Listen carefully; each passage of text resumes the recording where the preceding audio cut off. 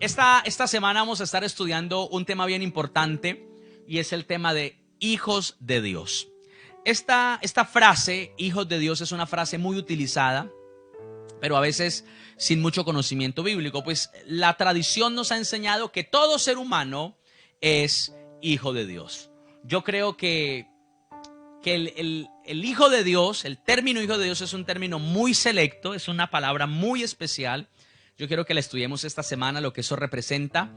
Y es tan poderoso ese término que en el Antiguo Testamento casi no se menciona, y las pocas veces en las que se menciona son muy exclusivas, bien sea porque se está haciendo referencia a Jesucristo en el Antiguo Testamento o a algún tipo de profecía de la iglesia en el Nuevo Testamento. Así que el ser hijo de Dios es un privilegio y déjeme decirle que no todos tienen ese privilegio. Ahora, eso no es un monopolio de una iglesia o de una religión en particular, que decir es que solo los de esta iglesia son los hijos de Dios. No, hay unas condiciones para poder identificar que somos o no hijos de Dios. Ahora, antes de hablar de hijos de Dios, quiero que hablemos de otros dos términos que en la escritura se mencionan muy habitualmente y que hacen referencia también a la relación que tiene el creyente con Dios.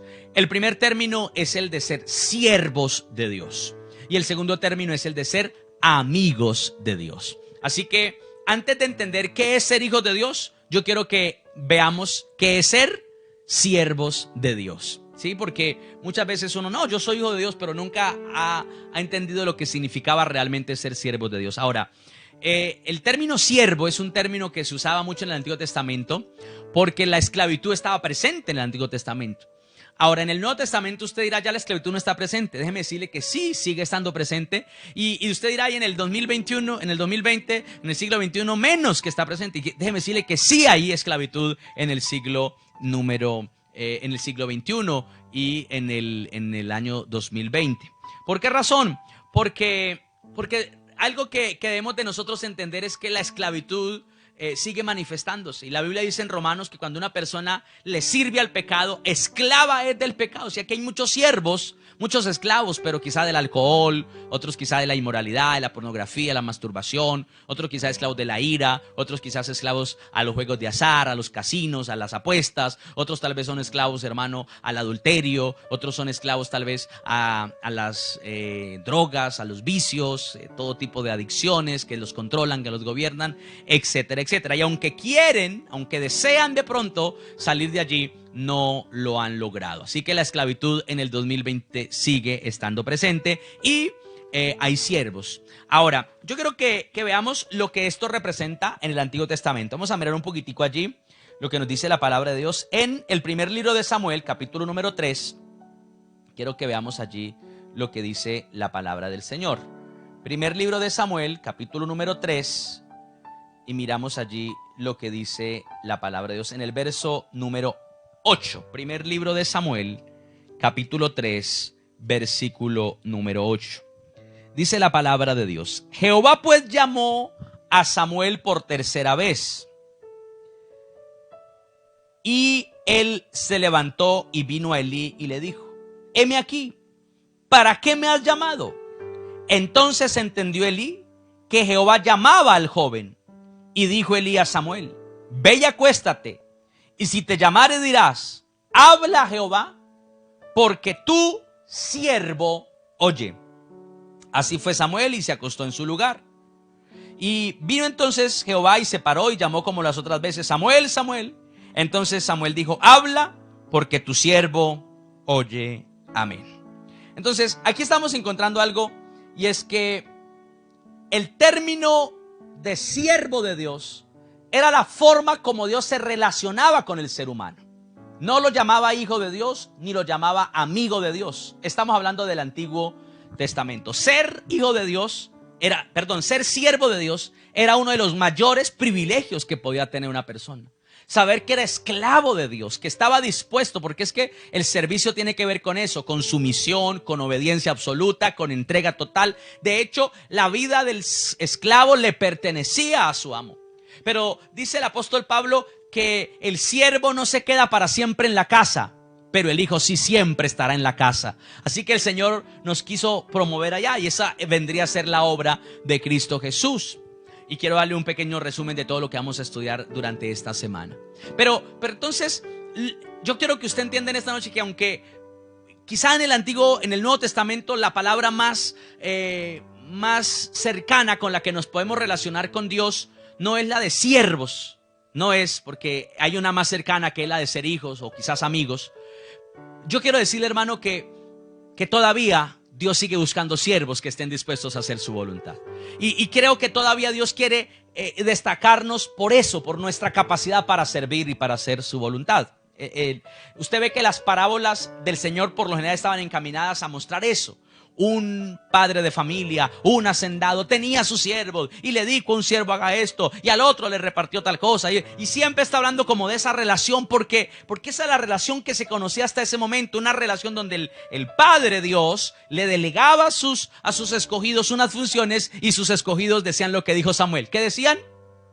Heme aquí, Señor, habla porque tu siervo oye. O sea, no, Señor, y es que ahora yo quiero que tú hagas esto y de aquella manera. Y creo que es una de las cosas que quizá muchos no han entendido todavía. Venimos a Dios, pero no venimos como los siervos de Dios, sino venimos como los dioses. A pedirle a Dios, que es nuestro siervo, es una mala interpretación, pero eso es lo que más o menos yo entiendo, que tiene que hacer mi voluntad. Y no es así. Yo soy el que estoy bajo su sumisión, el que estoy bajo su obediencia, el que estoy bajo su soberanía, el que estoy bajo su autoridad, y ahora me dispongo a hacer lo que a Él le agrada, lo que a Él le gusta, la manera de vida o el estilo de vida que el Señor ya diseñó para nosotros. Dice, quiero que veamos en Job, capítulo número 1, cómo el Señor mismo identifica a una persona trabajadora, conocedora de su palabra, guardadora de su enseñanza. La identifica en el Antiguo Testamento como un siervo de Él. Y es algo que realmente es muy, muy importante allí, porque es Dios mismo el que lo está hablando. No es, recuerde que aquí fue Elí el que le dijo, Elí no fue un muy buen siervo de Dios, que digamos. Elí tenía muchos problemas, condujo muy mal a sus hijos, no supo enseñarles a ellos el camino del Señor, pero si hay algo que el creyente tiene que siempre identificar es el señorío de Dios sobre su vida. De hecho, uno es salvo cuando uno decide hacer a Cristo Señor de su vida. Ese día usted es salvo. La Biblia dice, porque con el corazón se cree, pero con la boca se confiesa. Porque si crees con tu boca que Jesús es el Señor y crees que Dios lo resucitó de los muertos, serás salvo. Jesús es el Señor, el que gobierna tu vida. Y no puede haber alguien gobernando si yo también estoy gobernando. Tengo yo que ponerme a su disposición. Vamos a leer Job capítulo 1, versículo número 8. Dice la palabra del Señor. Dice, y Jehová dijo a Satanás, ¿no has considerado a mi siervo Job, que no hay otro como él en la tierra, varón perfecto, recto, temeroso de Dios y apartado del mal? ¿Qué está haciendo Dios con Satanás? Está mostrándole su ¿qué? Su siervo. Dice, tengo un siervo. Y el versículo número 1 dice que era perfecto, recto, temeroso de Dios y apartado del mal. Dios mismo declara a Job como un varón maduro. La palabra perfección aquí tiene que ver con la madurez. Ya lo explicamos en un estudio en esta cuarentena que dimos acerca de la verdadera perfección, que es la madurez y la plenitud de la perfección de Dios en nosotros. Y vemos cómo el Señor dice que el siervo era la cualidad más destacada de Job. Mire que él no dice, allá está mi perfecto Job, allá está mi temeroso Job, allá está mi recto Job, allá está mi juicioso Job. No, dice, allá está mi siervo Job. Mírelo, analícelo, la clase de vida que él lleva. Ahora, yo le pregunto, si estamos hoy en este tiempo y Dios viniera a mirarnos, ¿será que encontraría en nosotros cualidades de siervo? ¿Encuentra en nosotros señorío y sumisión a su voluntad? ¿Encuentra en nosotros esa disposición de decirle, Señor, lo que tú haces está perfecto? Señor, estoy dispuesto a obedecerte, estoy dispuesto a agradarte como tú quieras. Me pongo en tus manos, trata conmigo, trata con este carácter, trata con estas palabras. ¿Sí? ¿Estamos como siervos? ¿O estamos diciéndole, Señor, ¿y qué pasa? Que no me ha respondido. Llevo tanto pidiéndole y mire, mi hijo todavía sigue, mi marido allí. Señor, ¿hasta cuándo? No. somos siervos de Él. Y bueno, eso puede ir mejorando y esa relación puede ir creciendo de nivel. De hecho, yo quiero que usted la pueda llevar de ser siervo a ser amigo y de ser amigo a ser hijo. Pero vamos por partes. Primero que todo, que seamos buenos siervos. No puedo pedirle, hermano, que usted sea un hijo de Dios si no se ha identificado todavía con el servicio. Ahora, vamos a Daniel. Hay una historia hermosísima. Daniel es una historia de esas que también de pronto un domingo de esto la compartimos. Esas historias que nos motivan, que nos alientan. Pero bueno, voy a adelantarme hoy y la voy a leer aquí.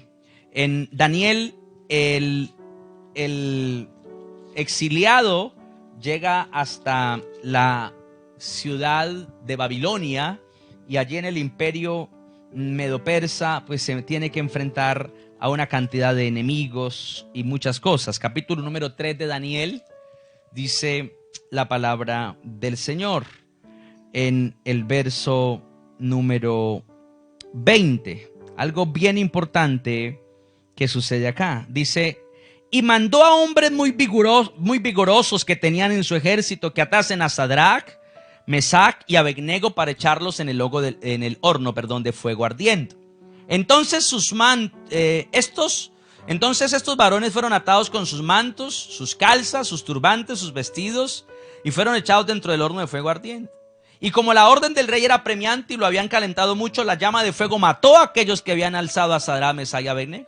Y estos tres varones, Sadrach, Mesach y Abednego, cayeron atados dentro del horno de fuego ardiente. Entonces el rey Nabucodonosor se espantó y se levantó apresuradamente y dijo a los de su consejo: ¿no echaron a estos tres varones atados dentro del fuego? Ellos respondieron al rey: es verdad, oh rey. Y él dijo: he aquí yo veo 4 varones sueltos que se pasean en medio del fuego sin sufrir ningún daño. Y el aspecto del cuarto es semejante al hijo de los dioses. Entonces Nabucodonosor se acercó a la puerta del horno de fuego ardiendo y dijo: Sadrach, Mesach, Abednego, siervos del Dios Altísimo, salid, venid. Y entonces Sadrach, Mesach y Abednego salieron en medio del fuego. Amén. Para los que no conocen la historia, que nunca fueron a escuela dominical, pueden identificar una historia en la que hay un rey muy orgulloso. De hecho, es el rey más orgulloso. Si usted quiere pensar en alguien orgulloso, piense en un hombre de un nombre raro: Nabucodonosor. Y así como era grande el nombre, así era el ego de Nabucodonosor. Era un hombre muy orgulloso, muy arrogante. Y dentro de su orgullo mandó construir una estatua en su honor. Era una imagen grandísima que representaba a el rey Nabucodonosor, que se considera casi un dios. La estatua tenía que ser inaugurada y el día de la inauguración de la estatua todo el mundo se tenía que arrodillar a la estatua.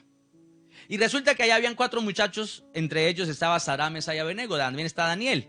Ellos originalmente se llamaban Ananías, Azarías y Misael. Y entonces están allí esos 3 muchachos. Daniel no está en este episodio, sí están en otros, pero en este no. Y ellos están allí y dice la Biblia que la orden es que todos se arrodillen. Y todo el mundo se arrodilla porque la orden es que si alguien no se arrodillaba, lo echaban al horno de fuego ardiendo. Entonces pues todo el mundo se volvió obediente a Nabucodonosor por las malas, porque cualquiera quiere guardar y salvar su vida.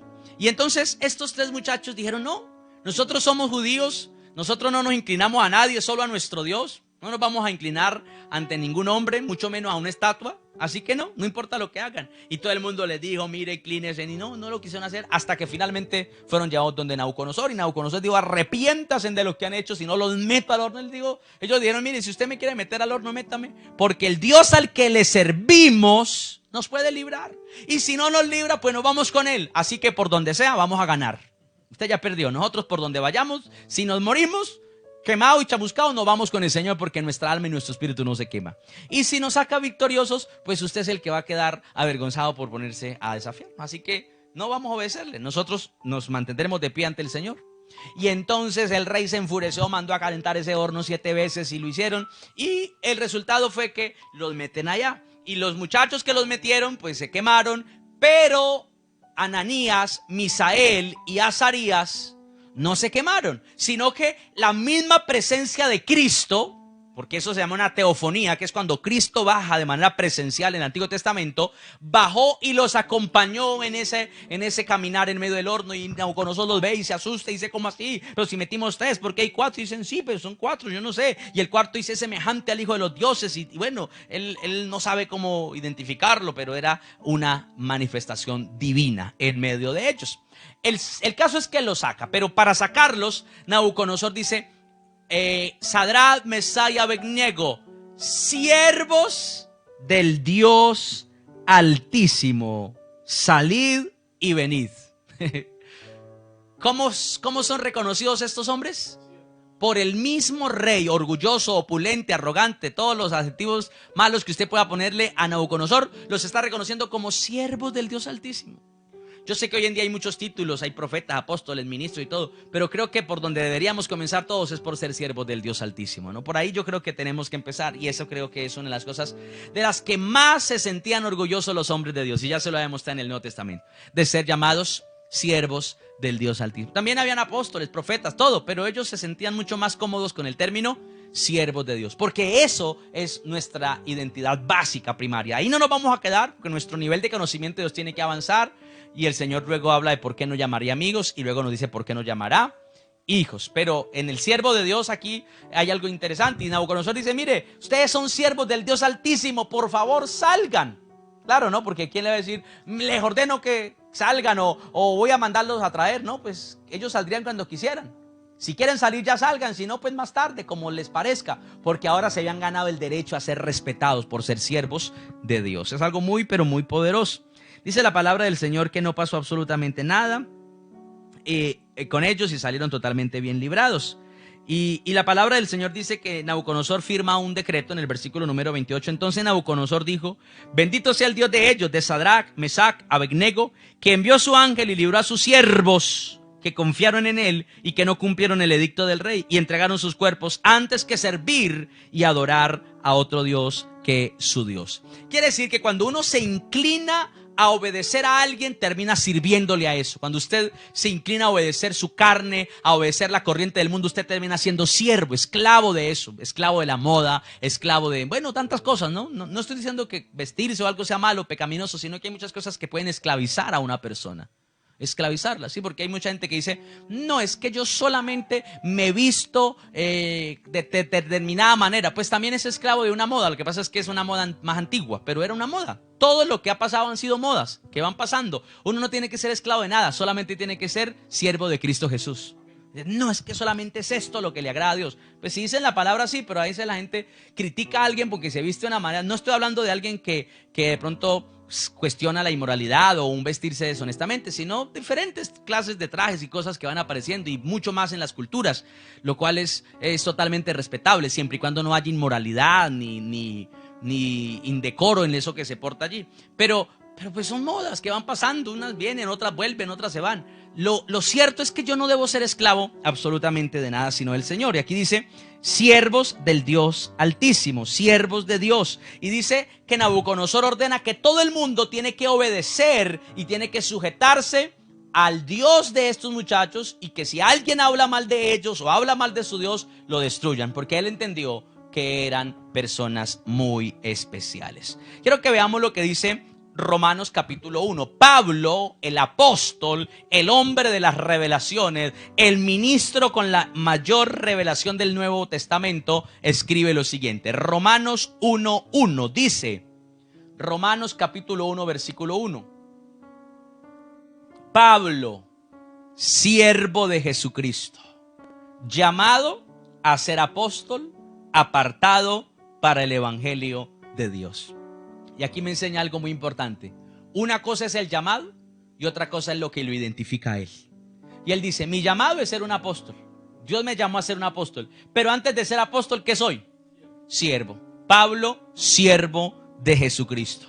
Él dice, yo le sirvo a mi Señor y soy esclavo por amor. Pablo sabía perfectamente lo que significaba ser un siervo. Y lo explica aquí más adelante en Gálatas, capítulo número 1. Vamos a mirarlo rápidamente. Gálatas capítulo 1, versículo número 10. Mire usted allí lo que dice la palabra de Dios. Gálatas 1:10. Dice Pues, ¿busco ahora el favor de los hombres o el de Dios? ¿O trato de agradar a los hombres? Pues, si todavía agradara a los hombres, ¿no sería siervo de quién? ¿Cuándo se convierte uno en siervo de Cristo? Cuando decide agradar a Dios por encima de todo. O sea que el primer peldaño en su fe y en su relación con Dios es ser un siervo del Señor. Y si fulano me critica, entonces usted es esclavo de fulano. Y si fulano no le gusta lo que yo haga, pues entonces usted es siervo de ese fulano, de esa persona que está a su alrededor. Porque Pablo dice, si yo tratara de agradar a los hombres o buscar el favor de los hombres, no sería siervo de Dios, sino siervo de ¿quién? Pues de los hombres. Y eso es lo que muchos ministros del evangelio hoy en día son. Y no quiero criticar a nadie ni pensar en nadie en particular. Simplemente son cosas que pasan de manera muy general.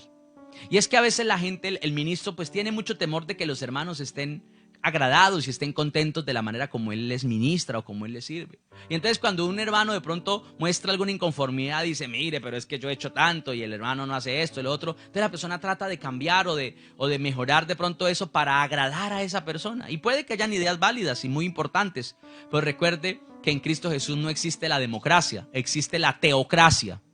No manda el pueblo, manda Dios. El pueblo toma decisiones equivocadas. ¿Usted no cree que el pueblo toma decisiones equivocadas? ¿Quién votó por los gobernantes que están hoy en día dirigiendo nuestro país? Pues el pueblo, las mayorías del pueblo. ¿Y qué eligió las mayorías del pueblo? Pues los gobernantes que hay. No soy quien yo para juzgarlos, pero sé que hay algunos que no deberían estar allí, porque están favoreciendo unos intereses muy mezquinos, corruptos, perversos, y están allí. ¿Quién lo puso? Pues el pueblo. Entonces uno no puede decir, ay, es que lo que diga la mayoría de gente, esa es la voz de Dios. Alguien se inventó esa frase. La voz del pueblo es la voz de Dios. No sé si usted la ha escuchado, pero en la Biblia no está ese versículo. La voz del pueblo no es la voz de Dios. La voz del pueblo es la voz del pueblo. La voz de Dios es la voz de Dios. Dios no habla a través del pueblo. Ay, el pueblo. Vamos a preguntarle al pueblo qué quiere. Y entonces pongamos en redes sociales a ver la gente qué opina. Hacemos esto, hacemos culto, hacemos oración, nos reunimos, no lo reunimos. Pues seguramente las opiniones siempre van a estar muy divididas, pero es que la voz que nos dirige a nosotros no es la de los hombres, es la voz de Dios. ¿Dónde se identifica un siervo del Señor? En que escucha y obedece la voz del Señor. Entonces, eso es lo que nosotros debemos de entender. Dice la palabra de Dios que una persona que cuando se le entrega una responsabilidad, la lleva a cabo, se mantiene en esa responsabilidad, Dios lo llama siervo de Dios. Hay un ejemplo en Moisés y lo vamos a mirar allí en Hebreos capítulo 3, dice la palabra de Dios. Mire lo que dice Hebreos, el capítulo número 3, verso número 5. Está hablando de Moisés, pero pues es el Nuevo Testamento, pero esto es algo referente al Antiguo Testamento, porque es la historia de Moisés. Dice la palabra de Dios, Hebreos 3:5, dice, y Moisés a la verdad fue fiel en toda la casa de Dios, como siervo para testimonio de lo que se iba a decir. Pero Cristo como hijo sobre su casa, la cual casa somos nosotros, si retenemos firme hasta el fin la confianza y el gloriarnos en la esperanza. Entonces aquí menciona que ¿quién fue Moisés? Una tipología de Cristo. ¿Qué era Moisés? Un siervo. ¿Qué vino a ser Cristo? Un hijo, el hijo de Dios. Pero también Cristo pasó por el proceso de siervo. Filipenses 2 dice que hay en nosotros el mismo sentir que hubo en Cristo Jesús, el cual siendo igual a Dios no estimó ser igual a Dios como cosa que aferrarse, sino que se despojó a sí mismo, estando en condición de siervo, se humilló a sí mismo y estando en condición de hombre fue llevado a la cruz, a la peor muerte, la muerte de cruz. Entonces, Moisés es una tipología de Cristo. Entonces, lo que nos está dando a entender es que Cristo sería el único que nos vendría a llenar de esa fidelidad y de esa capacidad plena para poder agradar al Señor. Y es ahí donde ya Cristo viene y Cristo coge a sus discípulos y dice, bueno muchachos, ustedes están muy bien, ustedes están obedeciendo, ustedes están haciendo caso, son buenos siervos, pero yo quiero llevarlos a otro nivel, yo quiero que ustedes avancen a otro nivel. Juan capítulo 15, versículo número 12. Vamos a mirar allí lo que dice la palabra del Señor. San Juan en el Evangelio, capítulo número 15.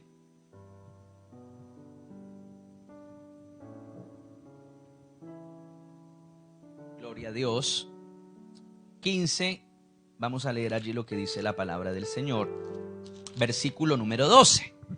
Dice: este es mi mandamiento, que os améis unos a otros como yo os he amado.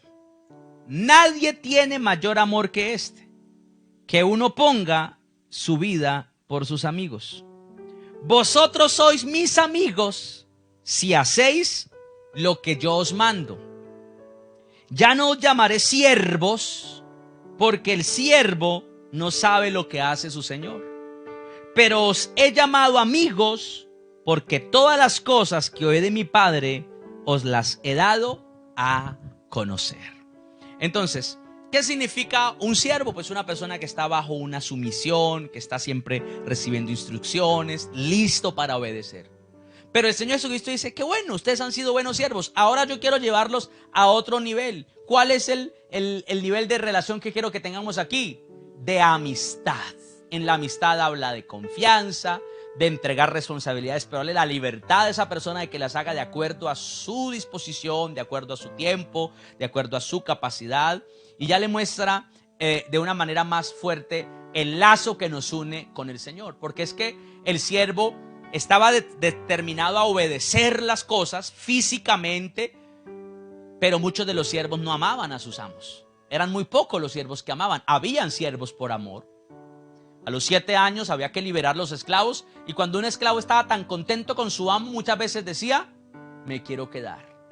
En el año del jubileo, que era el año cada 50 años, se liberaban, y entonces decían: bueno, vamos a liberar aquí esclavos. Y habían esclavos que decían: yo no me quiero ir, yo quiero quedarme. Y entonces le decían: no, pero ya usted se puede ir, usted ya, si se queda, pues me pueden cobrar, porque ya usted tiene su derecho a la libertad, a irse. Y entonces el esclavo decía: no, yo me quiero quedar. Entonces la ley decía, esto es una ley del Antiguo Testamento, que lo llevaban ante los ancianos de la ciudad y le decían: mire, este hombre, ya habiéndole se le cumplido el trabajo, el tiempo del trabajo como siervo, no se quiere ir, así que se va a quedar conmigo. Y entonces, ¿sabe qué hacían? Lo cogían con una lesna, con un sacabocado bien bueno, y le hacían un hueco en el lóbulo de la oreja. Y le cogían contra un poste, y le hacían un hueco, y en ese huequito, en ese hueco que le quedaba, le ponían una argolla, y esa argolla ahí en la oreja, ese arete, por decirlo de alguna manera, significaba que era un esclavo por amor. Los esclavos que tenían aretico en una sola oreja significaba que eran esclavos que se habían querido quedar y que no se iban. Pero eso era la excepción, no la regla. La mayoría de esclavos, pues, cuando tenían la oportunidad de irse, se iban. Y no habían esclavos por amor. Pero aquí el Señor incluye que la amistad, ¿qué es lo que determina? Amor. Mire lo que dice: este mandamiento este es mi mandamiento, que os améis unos a otros como yo os he amado. Amor. 13. Nadie tiene mayor amor que este, que uno ponga su vida por sus amigos. Amor. Vosotros sois mis amigos si hacéis lo que yo os mando. ¿Cómo hago yo para poder obedecer al Señor en todo lo que Él manda? Porque lo amo. Versículo 15. Ya no os llamaré siervos, porque el siervo no sabe lo que hace su Señor, pero os he llamado amigos, porque todas las cosas que oí de mi Padre os las he dado a conocer. Así que cuando hablamos de una relación de amistad con el Señor, estamos hablando de una relación de amor, de que hay amor con Él, de que yo lo amo. No solamente ¿qué me toca hacer? Ay, tal día me toca guardar esto, listo, yo lo hago. No, aquello, listo, yo lo voy a hacer.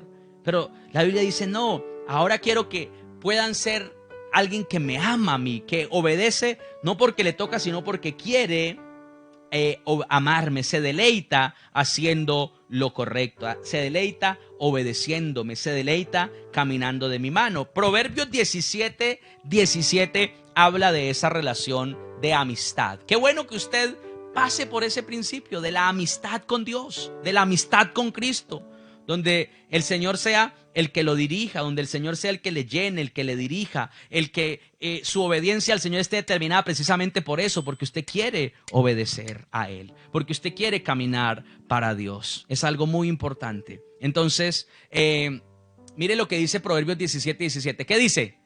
En todo tiempo ama el amigo, y es como un hermano en tiempo de angustia. ¿Cuándo ama el amigo? En todo tiempo. Y es como un hermano en el tiempo de la angustia. Entonces, la amistad con el Señor, yo puedo identificar lo que es algo mucho más cercano. La oración del siervo es: aquí está tu siervo, aquí estoy, vengo. Y la oración del amigo es: Señor, esta es mi necesidad, tú sabes lo que me ha pasado, aquí no pude acertar, aquí tal vez me equivoqué, quizás no he podido obedecerte como tú, Señor, mereces que yo te obedezca. Quizás, Señor, en esta área me he apartado, quizás en esto, Señor, no he hecho lo correcto delante de ti. Bueno, todo lo que quizás, hermanos, puede ver un amigo. El amigo no tiene temor de que lo juzguen, de que lo critiquen, de que lo ataquen, porque sabe que puede venir. De hecho, el Señor dice: cualquiera que tenga un amigo y ese amigo llega a medianoche y le dice: oiga, amigo, ayúdeme, es que vino alguien a visitarme y no tengo que darle de comida, ¿será que usted no me puede dar por ahí un calentadito de frijoles, por ahí alguna cosita? Y entonces dice que el amigo no se levanta por ser su amigo, dice: ese amigo sí molesta, yo no voy porque es amigo. Dice: pero como llegó a una hora tan inoportuna, como llegó a medianoche, se levanta y le da su ración, lo que necesita. Por eso, porque es su amigo. Entonces, es bien importante esa relación que ya podemos tener. La Biblia habla de algo, y es de la comunión que hemos de tener con el Señor, que no es otra cosa más que una amistad cercana. Mañana, el jueves, les voy a explicar un poquitico la etimología de la palabra amigo, de la palabra siervo y de la palabra hijo, para que podamos identificar cómo el amigo tiene unas funciones por lo que eso representa, pero el siervo tiene otras, y lógicamente el hijo, que es donde quiero que vayamos. Entonces, la Biblia nos menciona, y la palabra del Señor nos identifica, que el término hijo de Dios es algo aplicado exclusivamente a nosotros. Y lo vamos a leer en Juan, capítulo número 1. Vamos a mirar allí lo que dice la palabra del Señor. Juan, Evangelio de Juan, capítulo número 1. Y vemos allí, en el Antiguo Testamento también se menciona el término hijo, y siempre que estaba relacionado con Cristo Jesús. Pero vamos a mirar aquí algo que es bien interesante. Juan capítulo 1, versículo número 12. Juan 1, leamos el 11 y luego el 12. Dice la palabra de Dios. Juan 1, 12, 11. Dice: a lo suyo vino. Cuando significa lo suyo, es que vino a su tarea, a su comisión, porque a veces muchos leen mal ese versículo. A los suyos. No, él no dice que vino a los suyos, vino a lo suyo, a su tarea. A lo suyo vino, a su tarea, pero luego dice: y los suyos, ahí sí están los suyos, no le recibieron. ¿Quiénes eran los suyos? Pues era el pueblo judío. Entonces dice: mas a todos los que le recibieron, los que creen en su nombre, les dio potestad de ser hechos hijos de Dios. Entonces, aquí ya nos habla de una cosa que se llama poder.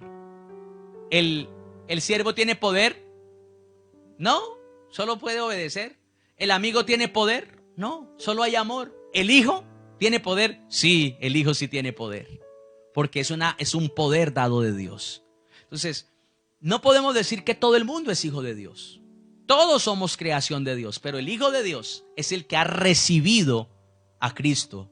Mientras otros lo rechazan, aquel que lo acepta se convierte, según la Biblia, en un hijo de Dios. Inmediatamente, la Biblia así nos lo muestra. Y vamos a Gálatas otra vez, y vamos a estar mirando mucho Gálatas. Allí es algo bien importante lo que nos dice la palabra de Dios.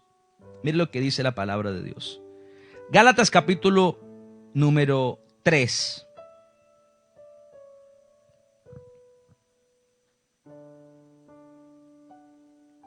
Gálatas capítulo 3, versículo 26.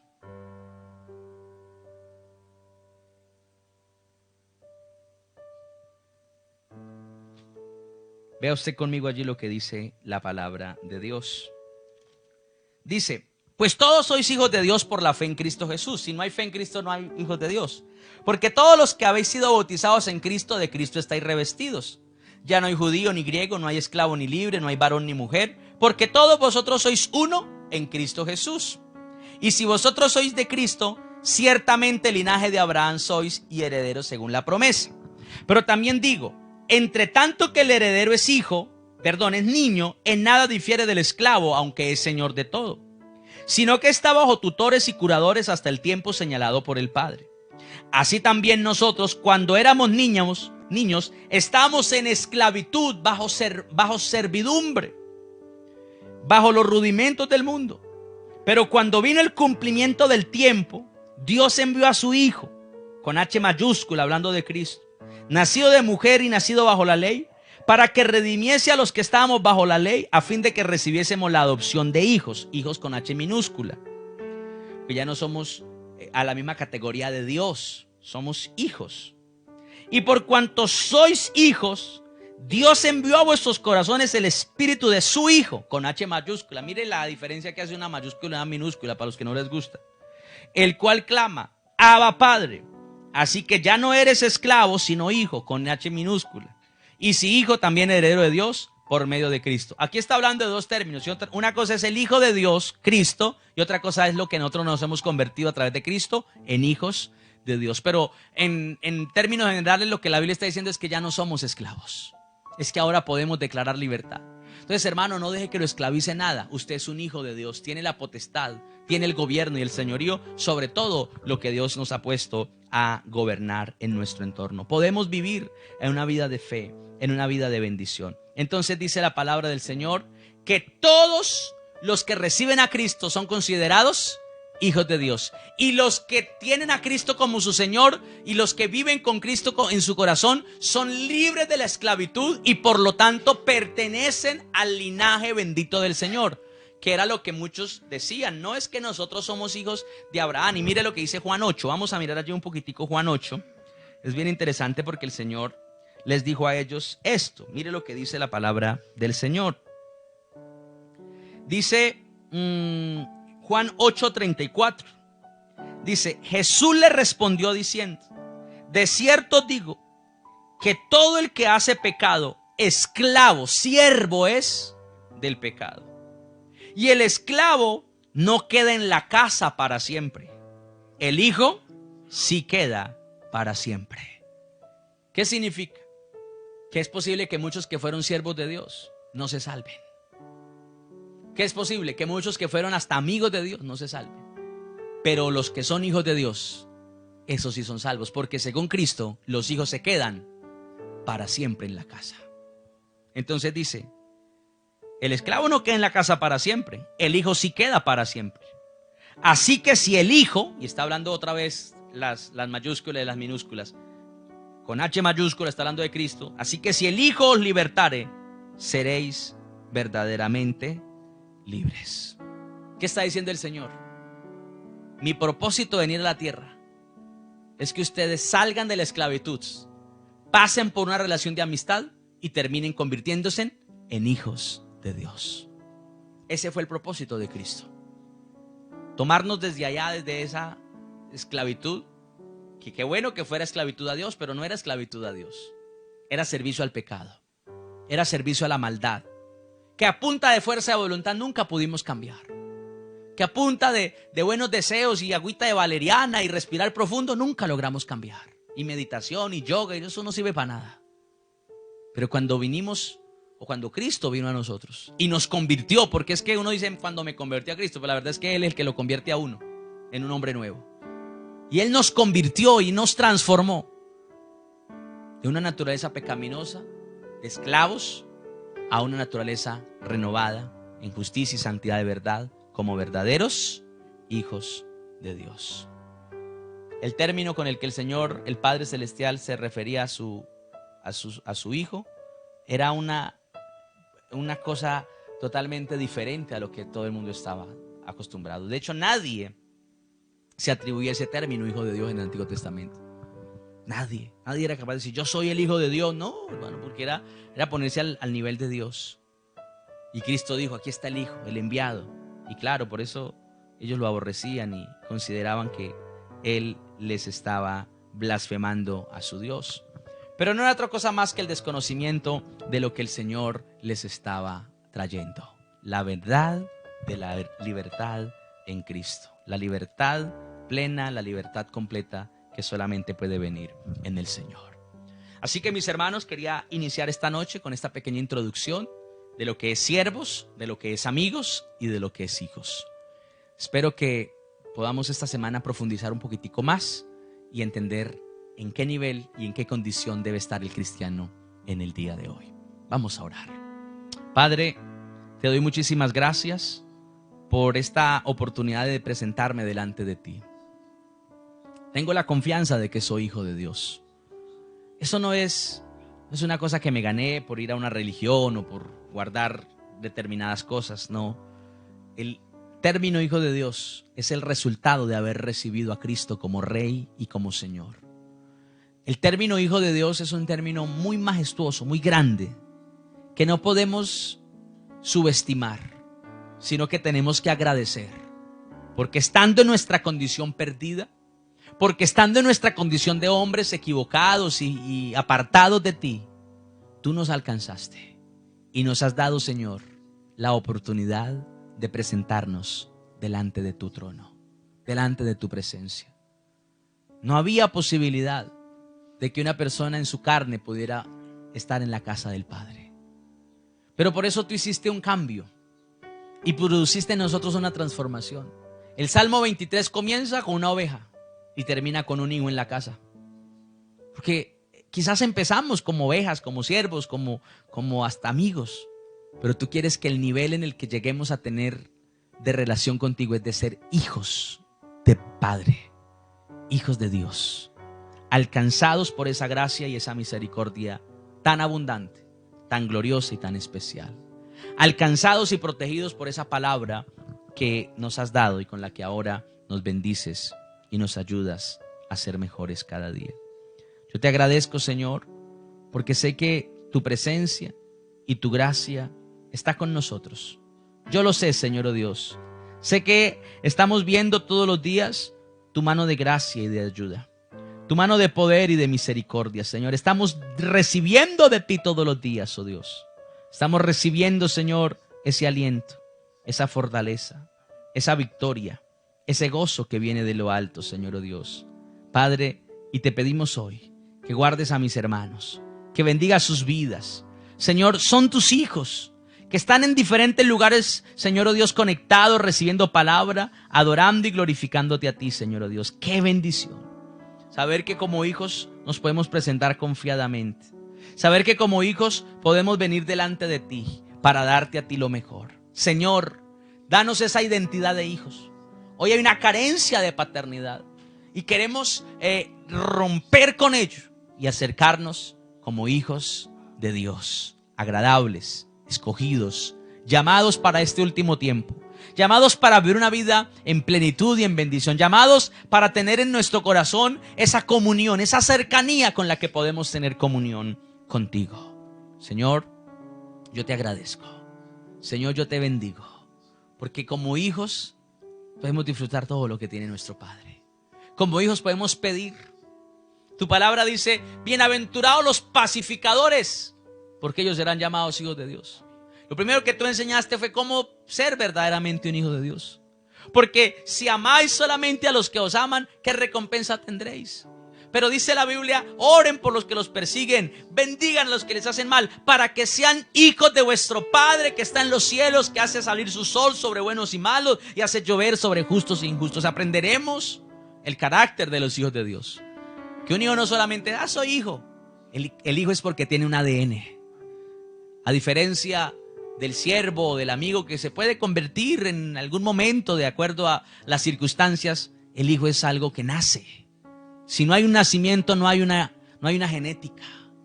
Si no he sido engendrado por Dios, no hay una genética del cielo. Y yo necesito tener la claridad de que fui engendrado por Dios y ahora tengo la naturaleza de Dios en mi vida. Ya no sigo practicando los pecados que cometió mi papá, las desproporciones que cometió mi mamá, porque aunque ellos son mis padres y los honro y los bendigo, mi ADN ha cambiado y tengo la genética de Dios. Tengo la característica propia de un hijo de Dios, que hace el bien, que bendice, que sirve, que ayuda, que enseña, que muestra a Dios a través de su comportamiento y su manera ordenada y diferente de vivir. Señor, gracias. Gracias por enseñarnos, gracias por dirigirnos, Gracias por permitirnos aprovechar este tiempo para aprender de ti. En el nombre de Cristo Jesús. Amén y amén. Gloria a Dios.